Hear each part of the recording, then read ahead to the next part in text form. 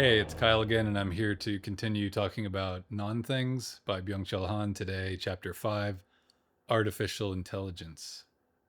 Han begins by writing, on a deep level, thinking is a decidedly analog process. Before capturing the world in concepts, thinking is emotionally gripped, even affected by the world. The affective is essential to human thinking. The first thought image is goosebumps. Artificial intelligence is incapable of thinking for the very reason that it cannot get goosebumps. It lacks the capacity to be emotionally affected, which lies beyond the reach of data and information. So obviously, this will be kind of our first hot button issue with Han, artificial intelligence. And so, like many people, maybe like you, I've been grappling with this new reality that we live in. I've had a lot of anxiety about it. I've been impressed by it. I've been unimpressed by it. I've had fears about my job and my career, not just by the threat of artificial intelligence, but really just the I would say the economics of artificial intelligence. Everything in our economy right now is being shaped to either fit and work with AI or not. And if it doesn't, then it's on the way out. And so you might suspect from the previous chapters and from sort of the tone of the whole book that Han is going to have a critical tone when it comes to artificial intelligence, and he's going to say that it is not equivalent to human thinking. It's not the same thing.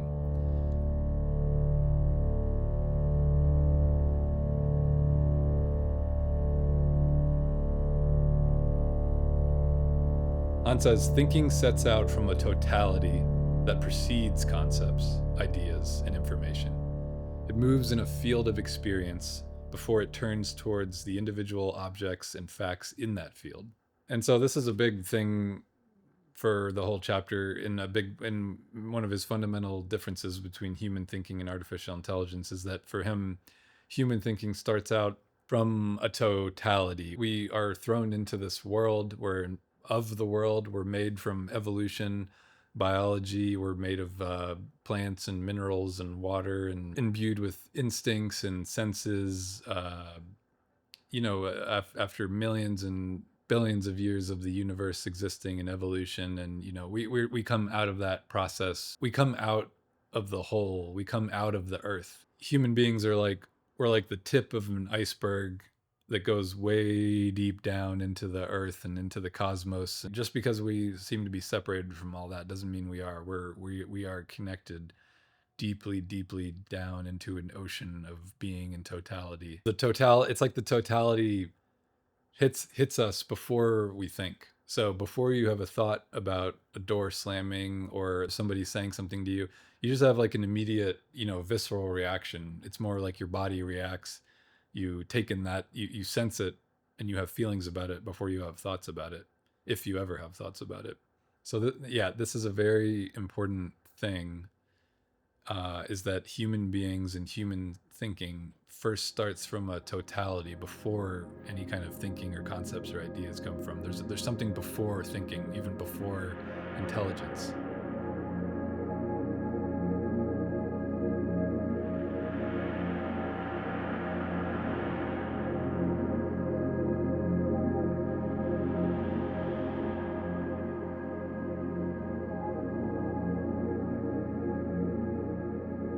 Artificial intelligence is incapable of thinking because it lacks the capacity to be emotionally affected. That's very important. Artificial intelligence doesn't have emotions. Now, you might say that you can look at little logs where the chatbot seems to be frustrated and has little notes about, oh, I'm frustrated with the user. He keeps asking me this thing, or she's being so stupid or whatever. But that's analysis and then assigning words. Artificial intelligence doesn't have emotions, and emotions come before thinking. Thinking comes out of emotions.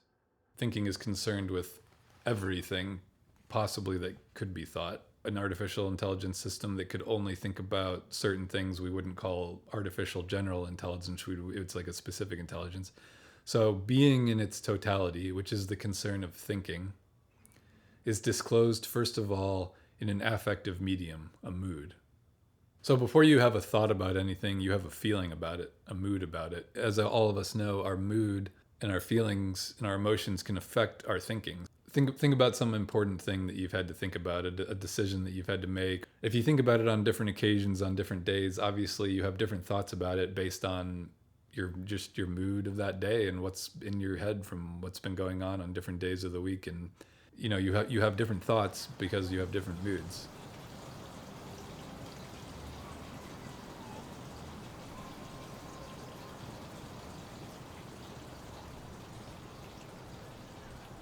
Before thinking turns towards something particular, it already finds itself in a fundamental attunement. There's this concept of a fundamental attunement, which Han is going to talk about a lot, and I think it's an idea from Heidegger. You have a fundamental attunement to the universe. As humans, we're attuned to the world. We are afraid of things that are scary. We're attracted to certain things. We're repulsed by other things. An alien on a different kind of planet with different conditions may have a different attunement, but all we have is our attunement. That's all we have for now. That's all we know. So again, continuing on with the idea that emotion and mood and attunement come before thinking, he says being gripped precedes comprehension. Being gripped precedes comprehension. So we're affected by things, we experience them long before we comprehend them. We might some things we experience, we don't comprehend them for days or months or years later. Sometimes it takes going to therapy to comprehend something that happened to us. Thinking is not the first thing that happens when we perceive things and experience things. Not at all. Artificial intelligence may compute very quickly, but it lacks spirit. For a computer to be gripped would only be a disturbance. Thinking hears, even listens, eavesdrops. Artificial intelligence is deaf. It does not hear that voice. Pathos is the beginning of thinking. Artificial intelligence is apathetic, that is, without pathos, without passion. It computes. Artificial intelligence has no access to horizons that are divined rather than clearly delineated. All right, so thinking's way of proceeding is altogether different from that of artificial intelligence. Totality forms thinking's initial frame out of which facts are created. A change in the attunement, a changing of this frame, resembles a paradigm shift that creates new facts. Artificial intelligence, by contrast, processes pre-given, unchanging facts. It cannot provide new facts to be processed. So again, in my understanding of Han, human thinking has access to the totality of being, and artificial intelligence has access to whatever's just in the box of facts and data that it's been pre-given. It's training data. He doesn't think that it can break out of that box.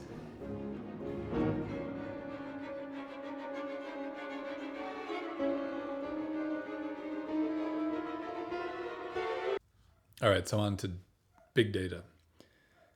Big data creates the illusion of absolute knowledge. Things give away their secret correlations. Everything becomes computable and controllable. A new era of knowledge is proclaimed. In reality, what we have here is a pretty primitive form of knowledge. Data mining reveals correlations. According to Hegel's science of logic, correlation is the lowest form of knowledge. A correlation between A and B means that A often happens in combination with B, but we do not know why that is the case. It simply is the case. Artificial intelligence is very, very, very good at making correlations. If A, then B, usually. So he says that it's only with the concept that a connection between A and B can be established. A and B are only moments of a third, higher dimension. Knowledge in the proper sense of the word is possible only at the level of the concepts. So for me, as we go along, it feels like he's making the point that intelligence is only a part of thinking, and it's not the first part of thinking, and it's maybe not even the most important part of thinking.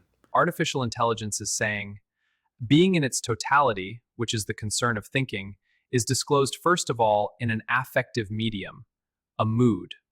Okay, so more on big data. Big data provides a rudimentary knowledge. It remains limited to correlations and pattern recognition, in which, however, nothing is understood. So again, the data says usually when A, then also B, but it doesn't subsume them into a concept C that says this is why they're related. Using data, a human can make that correlation and understand it and create the concept. All the data in the world doesn't mean anything unless it's understood. Artificial intelligence never reaches the conceptual level of knowledge. It does not understand the results that it computes.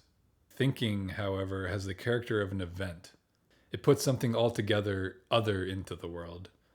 Artificial intelligence lacks precisely the negativity of rupture that allows something genuinely new to begin.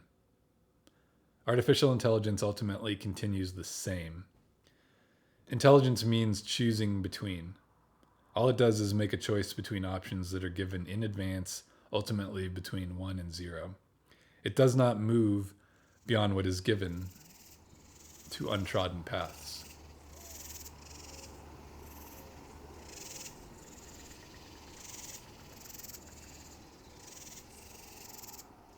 He says, genuine thinking brings forth a new world.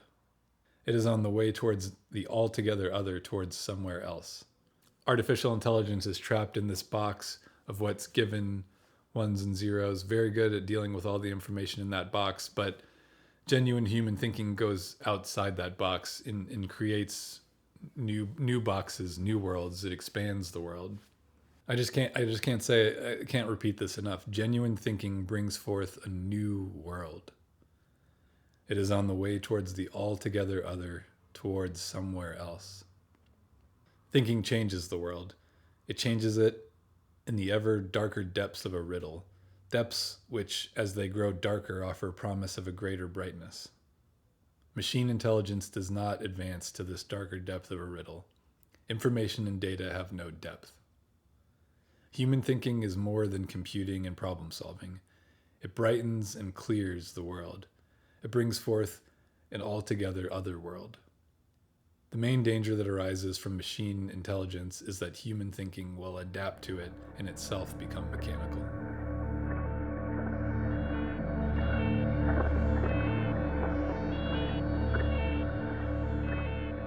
Okay, and so to wrap up, a great idea to end on here. According to Deleuze, philosophy begins with a faire l'idiot, which means like to make the idiot.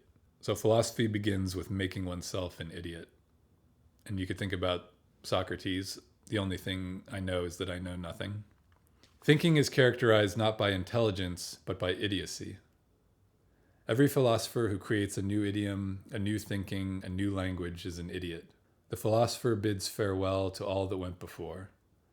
A philosopher inhabits a virgin, hitherto undescribed, imminent level of thinking. By adopting the principle of making oneself an idiot, thinking risks the leap into the altogether other, ventures on untrodden paths. The history of philosophy is a history of idiocy, of idiotic leaps. Artificial intelligence cannot think because it is incapable of making itself an idiot. It is too intelligent for becoming an idiot. The truly intelligent being knows that it doesn't know everything. So I think this is a great way to end this chapter, because Han, he very cleverly characterizes the negative aspect of intelligence. Intelligence can actually limit us in some ways. Intelligence is just one part of our mental activity. It's one part of cognition. Somebody who's very intelligent often can make very bad emotional mistakes with people. They can often not succeed in an organization because they don't have, they're not good at interpersonal things, or they don't have, intelligence isn't the only thing worth spending trillions of dollars on and redirecting our economy and our world towards. And it might actually be quite a bad mistake.